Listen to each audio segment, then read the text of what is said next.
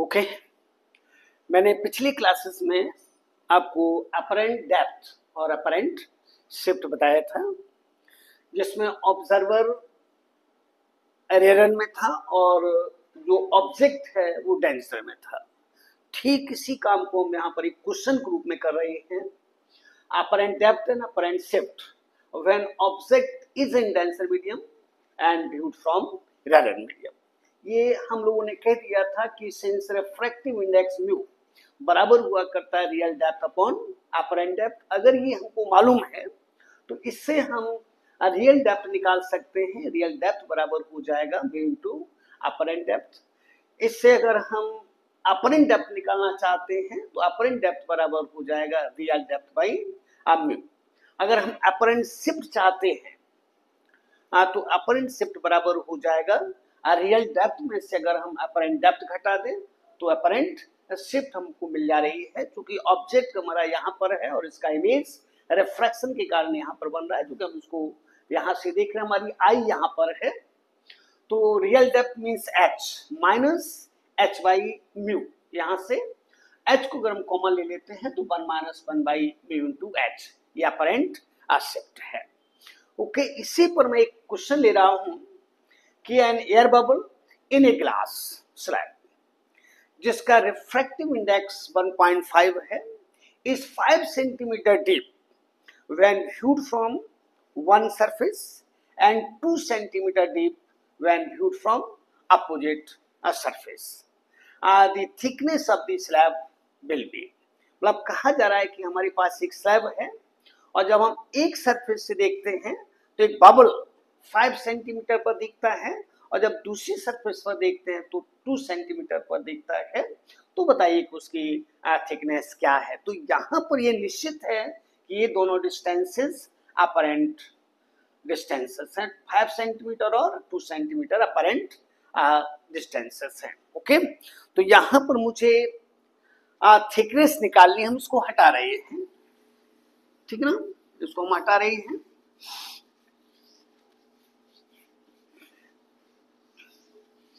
हमारे पास एक स्लैब है,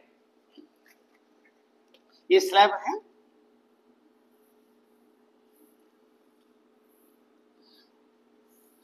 और इसके अंदर कहीं यहां पर बबल है, ये बबल है, ये बबल है, एयर बबल है जिसको इन्होंने दिया है, यहां पर एयर बबल है ये। ओके और जब इस सरफेस से हम देखते हैं हमारी आई यहां पर है तो यहां पर कहीं पर ये दिखता है, यहां से लेकर यहां तक की जो डिस्टेंस है वो 5 सेंटीमीटर है। और जब इस सरफेस पर देखते हैं ये हमारी आई यहां पर है तो यहां से ये 2 सेंटीमीटर पर दिखता है इस तरह से, जबकि एक्चुअली बबल यहां पर है। ये पोजीशन है एयर बबल की, ये पोजीशन एयर बबल की है। तो कहते हैं कि एक्चुअल थिकनेस क्या है। तो ध्यान दीजिएगा, अगर हम इस डिस्टेंस को निकाल लेते हैं यहाँ से लेकर यहाँ तक T1 को और इस डिस्टेंस को निकाल लेते हैं, ये डिस्टेंस T2 निकाल लेते हैं तो हमारे पास थिकनेस आ जाएगी। तो ये अगर बबल यहाँ पर है तो जो T1 है ये एक्चुअल डेप्थ है, यानी एक्चुअल थिकनेस है यहाँ से लेकर यहाँ तक। तो हम जानते हैं, अभी थोड़ी देर के पहले आपने कहा था कि सिंस रियल डेप्थ ये बराबर हुआ करता है म्यू इंटू अपरेंट डेप्थ के, म्यू इंटू अपरेंट डेप्थ। इसलिए T1 बराबर हो जाएगा म्यू मीन्स 1.5 इंटू 5 सेंटीमीटर, फिर 1.5 इंटू 5 सेंटीमीटर ये बराबर हो जाएगा 7.5 सेंटीमीटर। गुणा कर दो, 5 पंचे 25 दो और 5 7 हो जाएगा। और इसी तरह से T2 बराबर हो जाएगा 1.5 इंटू 2 सेंटीमीटर, जिसको आप कह सकते हो 3.0 सेंटीमीटर। इसलिए थिकनेस ऑफ द स्लैब यानी T इक्वल टू हो जाएगा T1 प्लस T2 के। T1 हमारे पास है 7.5 सेंटीमीटर और T2 हमारे पास है 3.0 0 सेंटीमीटर। ये थिकनेस हमारे पास आ जाएगी कितना 10.5 सेंटीमीटर। अब ध्यान दीजिएगा, अगर इस तरह के क्वेश्चंस आपको मालूम है, जैसे अगर हम नीट 2025 की बात करते हो तो कई सारे क्वेश्चंस पुराने थे, केवल उनकी लैंग्वेज चेंज की गई थी। अब जैसे इसी क्वेश्चन को आप देख लीजिए, ये 2000 AIPMT का है, AIPMT 2000 का है, और एकदम एग्जैक्ट ठीक यही क्वेश्चन उन्होंने किया है नीट में। केवल इतना ही अंतर था कि अगर हम वन सरफेस पर से देखते हैं तो 5 सेंटीमीटर दिया है उन्होंने, लेकिन सेकंड जब सरफेस से हम देखते हैं तो ये केवल 3 सेंटीमीटर दिखता है। तो उन्होंने पूछा था कि एक्चुअल थिकनेस क्या है। तो क्वेश्चन एकदम आइडेंटिकल है, केवल थोड़ा सा परिवर्तन करना था आपको। नीट यूजी 2016, केवल यहां पर उन्होंने परिवर्तन किया है 3 सेंटीमीटर, सब कुछ वही है। यहां पर 3 सेंटीमीटर, 4.5 सेंटीमीटर, आप इसका गुणा करेंगे 3 पंचे 5 और 4.5 हो जाएगा, और जोड़ देंगे तो यहाँ पर हो जाएगा 4.5 सेंटीमीटर। ये बराबर हो जाएगा 12 सेंटीमीटर। ये नीट 16 का क्वेश्चन है। तो कई सारे क्वेश्चन आप जनरेट कर सकते हो इस तरह से, केवल आपको फार्मूला मालूम होना चाहिए कि फार्मूला क्या है। जैसे आईटी को देखते हैं 2000, अगर हम 11 को देखते हैं, आईआईटी 2000 अगर 11 को देखते हैं, इन्होंने 2 स्लैब्स लिए हैं, 2 स्लैब्स लिए हैं। जैसे कि एक स्लैब ये है, एक स्लैब ये है, इसका रिफ्रैक्टिव इंडेक्स μ1 है, और ये हाइट उन्होंने लिया, इसकी थिकनेस उन्होंने लिया है h1, और इसका रिफ्रैक्टिव इंडेक्स लिया है μ2, और यहाँ इसकी हाइट उन्होंने ली है h2, और यहाँ पर कहीं पर उन्होंने ऑब्जेक्ट लिया है O, और आपसे पूछा था कि अपरेंट शिफ्ट क्या हो जाएगी।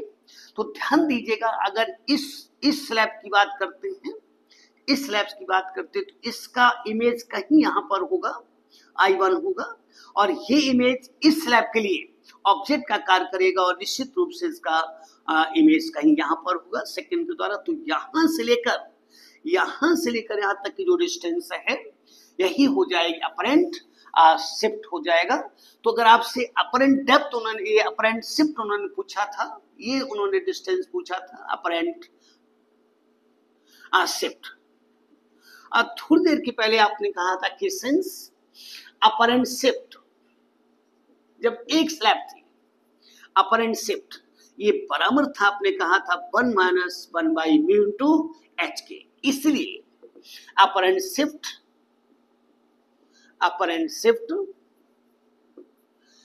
बराबर हो जाएगा 1 - 1/μ1 × h1, और प्लस इसके लिए 1 - 1/μ2 × h2। हो सकता है इस नेचर का फिर क्वेश्चन कर दे। अब जैसे हो सकता है कि आपसे अपरेंट डेप्थ पूछ दे, अपरेंट डेप्थ आपसे कह दे, तो अपरेंट डेप्थ बराबर हो जाए h1/μ1 प्लस h2/μ2। इस तरह का भी क्वेश्चन आपको कर्नाटका वगैरह दिया है। यहां तक कि इस प्रकार का भी उन्होंने क्वेश्चन दिया कि अगर पूरी हाइट h है, कैपिटल H है, और कहा जाए जैसे पूरी हाइट कैपिटल H है, और h/2 में उन्होंने कहा कि μ2 का एक ट्रांसपेरेंट सबस्टेंस है, और h/2 पर μ1 का एक सबस्टेंस है। तो उन्होंने पूछा कि अपरेंट डेप्थ क्या हो जाए। तो कुछ नहीं करना है, h1 की जगह आप लिख देंगे h/2, तो यहाँ हो जाए h/2μ1 प्लस h/2μ2। तो कई सारे स्लैब्स हो सकते हैं, 3 स्लैब्स हो सकते हैं, 4 स्लैब्स हो सकते हैं, ठीक ना। तो इस तरह से अगर मान लेते हैं 3 स्लैब्स हैं, तो 1 - 1/μ1 × h1 plus 1 - 1/μ2 × h2 plus 1 - 1/μ2 × h3। इस तरह से आप कह सकते हो।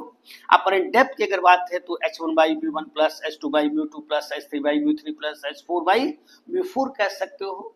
यहाँ तक एक और क्वेश्चन बनाया जा सकता है, जैसे सपोज कीजिए कि आपसे कह दे कि दो स्लैब्स हैं जिनकी थिकनेसेस बराबर है, जैसे सपोज कीजिए कि ये स्लैब ये है, इसमें दो स्लैब्स हैं, ये H है और ये भी H है। इसका रिफ्रैक्टिव इंडेक्स μ1 है और इसका रिफ्रैक्टिव इंडेक्स μ2 है, और आपसे कह दे कि इसके इक्विवेलेंट स्लैब्स का रिफ्रैक्टिव इंडेक्स क्या हो जाएगा, तो ध्यान रखिएगा इसका रिफ्रैक्टिव इंडेक्स भी हो जाएगा, इसको हम लोग H कह सकते हैं, कैपिटल H कह सकते हैं, जो कि 2H के बराबर हो जाएगा। तो अगर इन दोनों के द्वारा यहाँ के ऑब्जेक्ट का इमेज अगर यहाँ पर कहीं पर बनता है, यहाँ पर बनता है दोनों के द्वारा, अगर उसी तरह से यहाँ का इमेज अगर यहाँ पर बनता है इस अकेले के द्वारा, तो ये स्लैब इन दोनों का इक्विवेलेंट हो जाएगा। तो यहाँ पर कह सकते हो कि 2h/μ जो कि इक्विवेलेंट है, इक्वल टू हो जाएगा h/μ1 और plus h/μ2।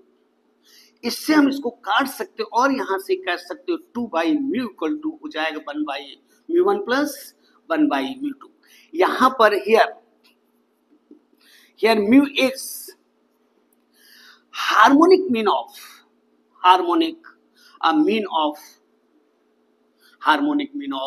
μ1 and μ2. That is terms μ1, mu and μ2 are in harmonic progression, जो शॉर्ट में आप HP कह सकते हैं। हो सकता है कि इस क्वेश्चन को 2026 नीट कर दे, हो सकता है कर दे आपसे, क्योंकि इस तरह के क्वेश्चन नीट में कई बार हुए हैं। ओके।